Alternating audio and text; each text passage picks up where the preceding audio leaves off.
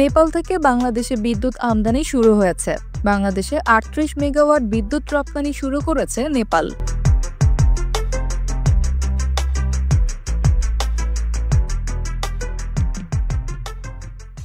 শনিবার ১৪ জুন দিবাগত রাত ১২টা থেকে ৩৮ মেগাওয়াট বিদ্যুৎ সরবরাহ শুরুর কথা নিশ্চিত করেছেন বাংলাদেশ বিদ্যুৎ উন্নয়ন বোর্ডের সদস্য মোহাম্মদ জহুরুল ইসলাম।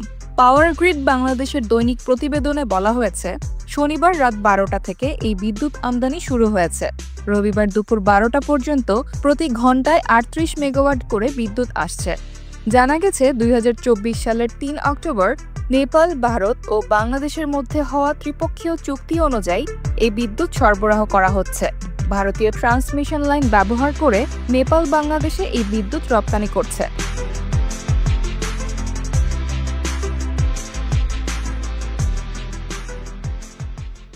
চুক্তি অনুসারে ১৫ জুন থেকে ১৫ নভেম্বর পর্যন্ত ৫ মাসের জন্য ভারতের ৪০০ কেভি ট্রান্সমিশন গ্রিড ব্যবহার করে ৪০ মেগাওয়াট বিদ্যুৎ রপ্তানি করবে নেপাল।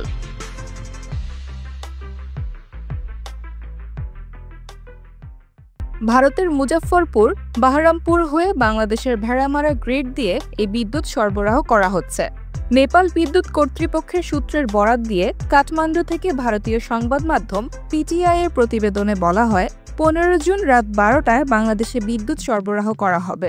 এর আগে গত বছরের ১৫ নভেম্বর চুক্তি বাস্তবায়নের প্রতীকী প্রচেষ্টা হিসেবে একদিনের জন্য বাংলাদেশে বিদ্যুৎ রপ্তানি করেছিল নেপাল।